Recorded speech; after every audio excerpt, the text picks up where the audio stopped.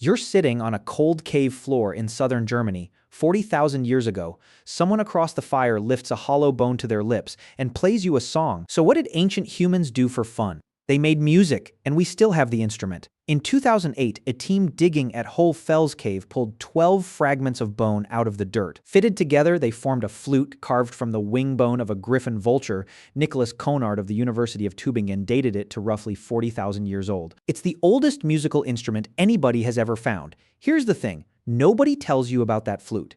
It has 5 finger holes and 2 deep V-shaped notches cut into the mouthpiece. That's not somebody's first attempt at anything that is version 9, which means the real first flute is older and it rotted, and we'll never see it. Musicians have built working replicas of the Hohle Fels flute and played them. They produce a warm, breathy, usable range of notes. 40,000 years ago, in the middle of an ice age, somebody was practicing, and they weren't only playing in the dark, they were playing to it. Yegor Reznikov, a musicologist in Paris, walked through painted caves in France singing.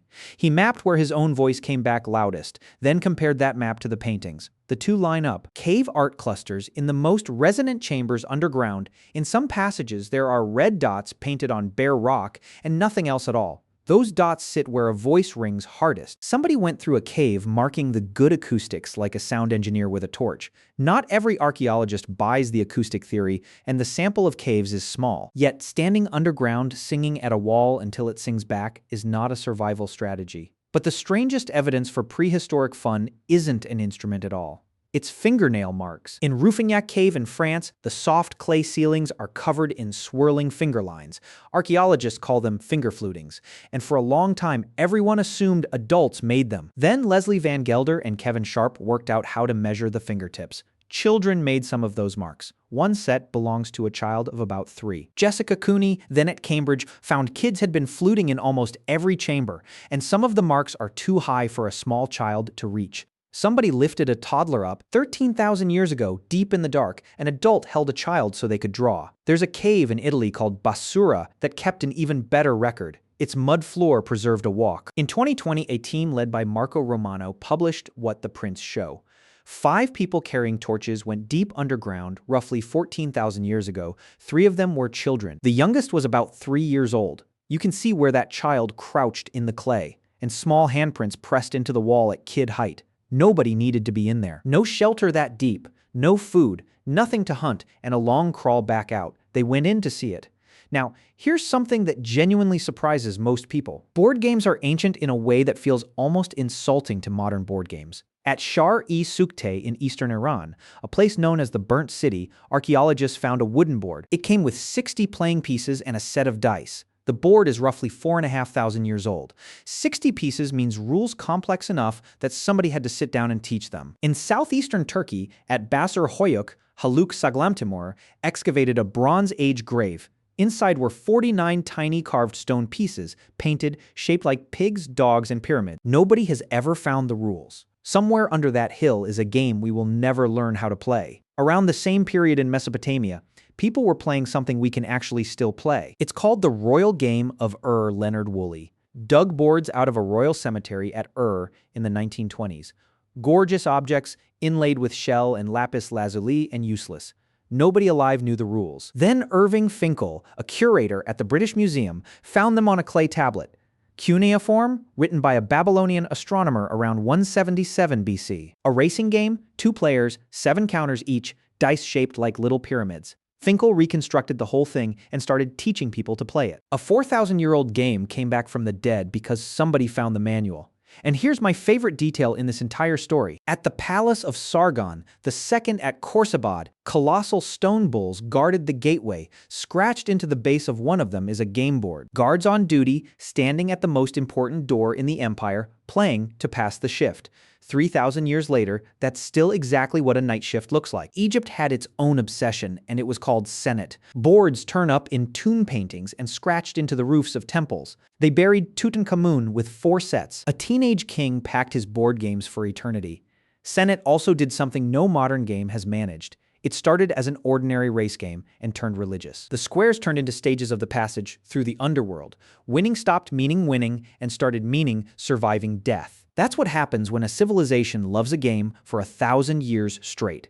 Then there's the game everybody played, Astrogali, the small ankle bones of sheep and goats. They land on 4 distinct sides, which makes them accidental dice. You find them in Greek graves, Roman barracks, Bronze Age houses, and children's burials. Free, unbreakable, and lying around wherever anybody ate meat? Then there's the oldest hobby we have evidence for, which is showing off. At Bizmoune Cave in Morocco, archaeologists found snail shells with holes drilled through them. Stephen Kuhn at the University of Arizona helped date them to at least 140,000 years. That is older than the main human migration out of Africa. Beads do nothing. You can't eat one, hunt with one, or stay warm in one.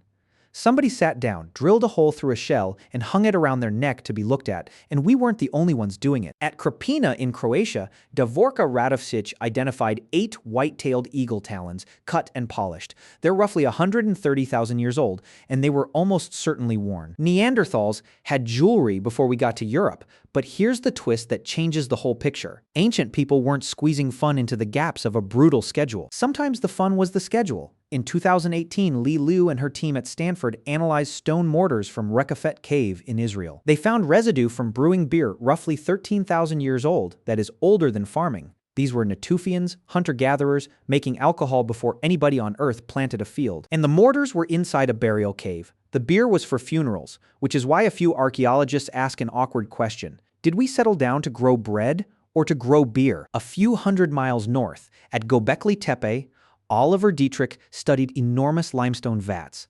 The biggest holds about 160 liters. Chemical traces inside point to fermented grain, roughly 11,000 years ago.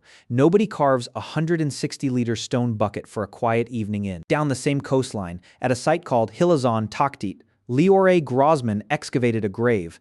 An elderly woman buried about 12,000 years ago with a strange set of grave goods. A leopard's pelvis, 50 tortoise shells, a human foot that wasn't hers, and the remains of a feast, 71 tortoises, and at least 3 wild cattle. You don't eat 71 tortoises by yourself. That's a crowd, eating and drinking together. 12,000 years ago, the oldest parties we can prove are funerals, which, if you've ever been to a wake, tracks. Fun also meant moving. In Finland, archaeologists keep finding ice skates made from horse and cow leg bones. Some are around 5,000 years old. Federico Formenti, then at Oxford, strapped on replicas and skated the frozen lakes himself. His measurements showed bone skates made a long crossing far cheaper in energy. So they were invented for travel, and then somebody raced somebody else.